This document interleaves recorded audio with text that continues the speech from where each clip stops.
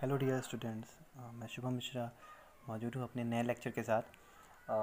कल जैसे कि हमने पिछले लेक्चर में देखा था कि हम पढ़ रहे थे अबाउट द हिल्स रोड का क्लासिफिकेशन। हिल्स रोड की नेसेसिटी क्या है, ज़रूरत क्या है, उसका क्लासिफिकेशन हमने पढ़ा था। उसके बाद हमने डिस्कस किया था कंस्ट्रक्शन के बारे में। जो कंस्ट्रक्शन कुछ पॉइंट्स थे: alignment, bands, cross section, retaining wall, parapet, breast wall, catch water drains.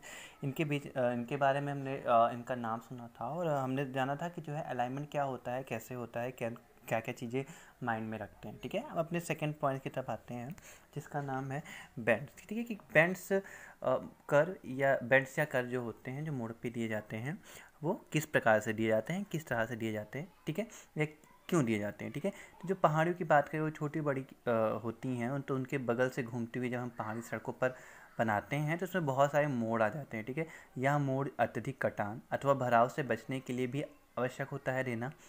मोड़ों की जो त्रिज्या होती है 20 किलोमीटर पर आवर्स की जो है अभिकल्पन गति के लिए 30 मीटर रखते हैं, यानी कि जो मोड़ों की त्रिज्या रखते हैं वो 30 मीटर रखते हैं कितने डिजाइन स्पीड के लिए, 20 किलोमीटर पर आवर्स। ठीक है, परंतु विशेष स्थिति में जो ये त्रिज्या होती है, इसको हम आप यहाँ देख सकते हैं कि जो इन design speed for special cases जो आर की वैल्यू है वो 15 मीटर तक भी हो सकती है। सबसे पहले इसके क्लासिफिकेशन की तरफ जाएंगे। कॉर्नर बैंड्स, ठीक है, कोना मोड़, हेयरपिन बैंड्स यानी चिमटा मोड़, सरपेंटाइन बैंड, प्रत्यावर्ती मोड़, सैलियंट बैंड यानी कि भैछेपी मोड़, रीइंट्रेंट बैंड यानी कि अंतः प्रवेशी मोड़। ठीक है, सबसे पहले हम बात करें तो कोना मोड़। यहाँ पे कॉर्नर बैंड की हम बात करें तो आपको यहाँ पे दिख रहा होगा कॉर्नर बैंड क्या है।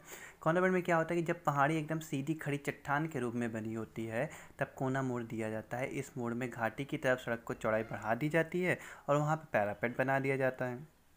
ठीक है, ये आप यहाँ देख सकते हैं। ठीक है, ये आपका वैली पोर्शन। यहाँ पे इस जो ये चौड़ाई है, यहाँ पे इस पूरे चौड़ाई को यहाँ पे इंक्रीज कर दिया जाता है as compared to the normal lens की जो थिकनेस होती है। ठीक है, इसके अलावा हम बात करें जो हमारा सेकंड है वो हमारा होता है चिमटा मोड़, या इसको हम हेयर पिन बैंड कहते हैं।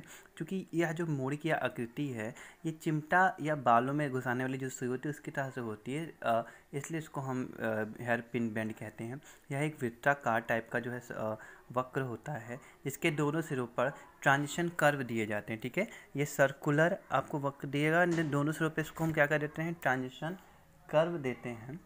ठीक है, जब किसी पहाड़ी के साइड से, यानी कि जब हमको लगभग 180 डिग्री तक जो है मूव करना होता है तो हमें इस चिमटा मोड़ को देना आवश्यक हो जाता है। ठीक है, चिमटा मोड़ के दोनों ओर कम से कम 15 मीटर लंबाई का हम ट्रांजिशन कर्व देते हैं और मोड़ पर वाहनों की गति जो है वो 20 किलोमीटर पर आवर से अधिक नहीं होती है। ठीक है, तो कुछ चीज़ें आपको बताना चाहूँगा इसके बारे में कि जो वक्र की त्रिज्या होती है वह अप्रॉक्स 15 मीटर की होती है। जिसका जो सुपर एलिवेशन या बहुत्थान होता है ये 1/10 कितना होता है, 1/10। ठीक है,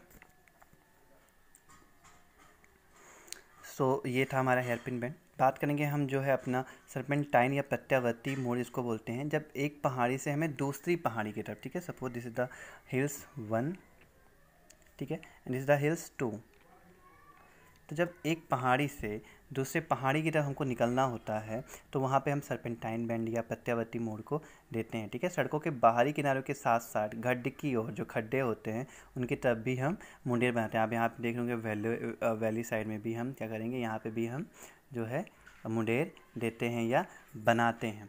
ठीक है, इसके अलावा क्या है कि जब दो विपरीत साइड से, ठीक है, फिर क्या है कि जब दो विपरीत चिमटा मोड़ों को मिलाकर भी हम एस मोड़ को बना सकते हैं। ठीक है, कि क्या होता है कि जैसे एक चीज़ ये है कि जैसे जो हेयरपिन बैंड है आप देख रहे होंगे, ये एक हेयरपिन बैंड ऐसे आएगा। ठीक है, ये इस साइड में एक हिल्स के लिए एक हेयरपिन बैंड और दूसरा हेयरपिन बैंड। ठीक है, तो ये होता है कि यहाँ पे जो सरपेंटाइन बैंड है ये दो हेयरपिन बैंड यानी कि दो अलग अलग हिल्स को जोड़ रही है दो हेयर पिन बैंड की सहायता से, तो इसलिए इसको हम या इस टाइप के कर्व को भी हम सरपेंटाइन बैंड या कहते हैं। ठीक है, इसके अलावा हम अपने आते हैं अगले बेंड की तरफ, जिसको हम कहते हैं बहीक्षेपी मोड़ या सेलिएंट बेंड, कि जब कोई जब जो आपकी पहाड़ी है इसकी कॉन्वेक्सिटी यानी जो उत्तलता होती है ये बाहर होती है, मतलब कि कहाँ पे होती है, घाटी की तरफ होती है।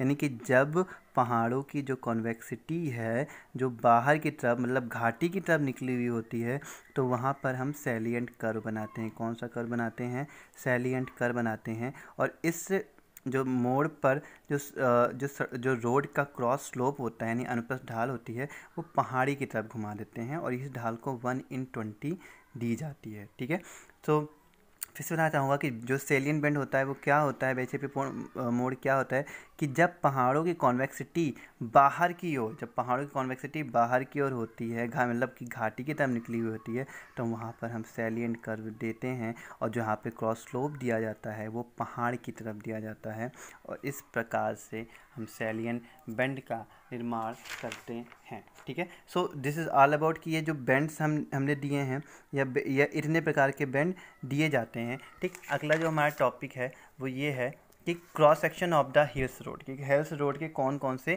क्रॉस सेक्शन होते हैं या कौन कौन से क्रॉस सेक्शन में बनाए जाते हैं रोड को। तो सबसे पहले अगर हम बात करें जो इसके 3 प्रकार के क्रॉस सेक्शन होते हैं, 3 प्रकार का इसका अनुप्रस्थ परिच्छेद होता है। द फर्स्ट वन इसकी कटान में सड़क यानी रोड इन कटिंग, दूसरा होता है भराव में सड़क यानी रोड इन फिलिंग, एंड तीसरा है हमारा आंशिक कटान व आंशिक भराव में सड़क। ठीक है, सबसे पहले मैं आपको यहाँ पे 3 फिगर्स आपको दिख रहे होंगे। द फर्स्ट, ठीक है, रोड इन सिंपल कटिंग। ठीक, कि जब आपका एक नॉर्मल सा हिल्स है, आपने उसको पूरा प्रॉपरली कट कर दिया है ऐसे, और वहाँ पे आपने रोड को बना दिया। ठीक है, ये क्रॉस ऑफ द हिल्स है। ठीक है, ये पहाड़ी है, ये पहाड़ी है, आपने इसको यहाँ काटा है, यहाँ पे रोड बना दिया और साइड में डेंट दिया है। तो इस प्रकार का जब कोई होता है रोड इन सिंपल कटिंग होता है।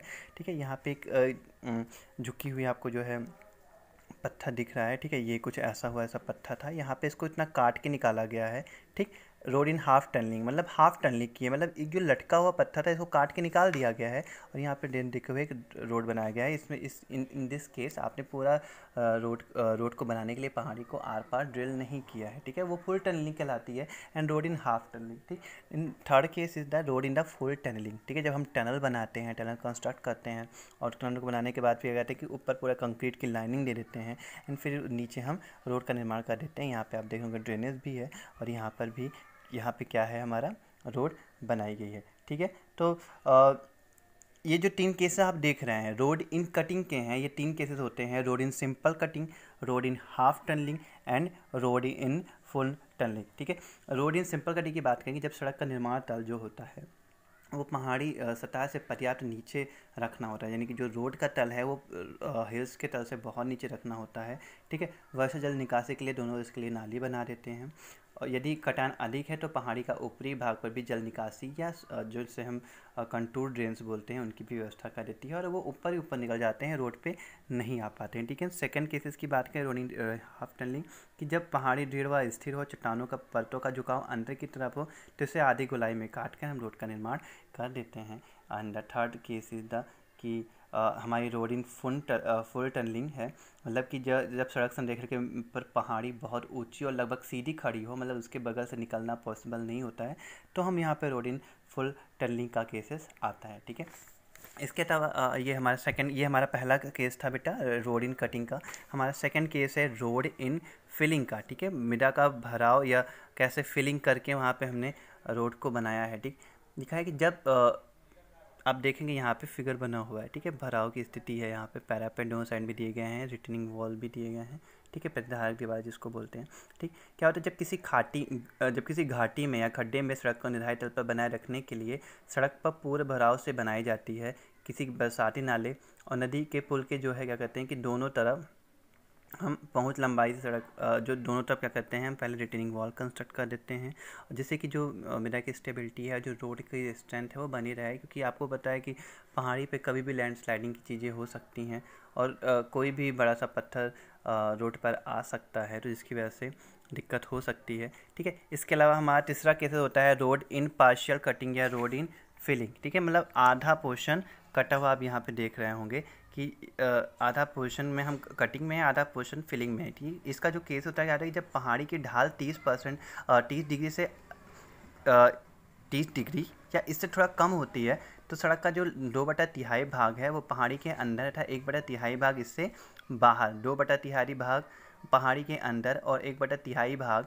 इससे बाहर बनाते हैं और इससे सड़क की स्थिरता बनी रहती है और साइड भी है, जो साइटिंग प्रॉब्लम है, जो साइड डिस्टेंस है वो भी अच्छे से रहती है।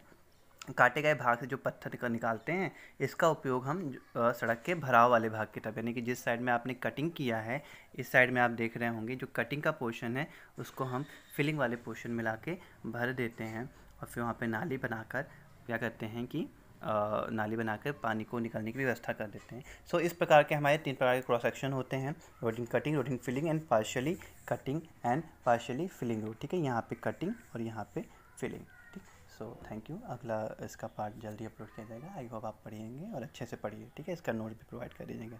Thank you.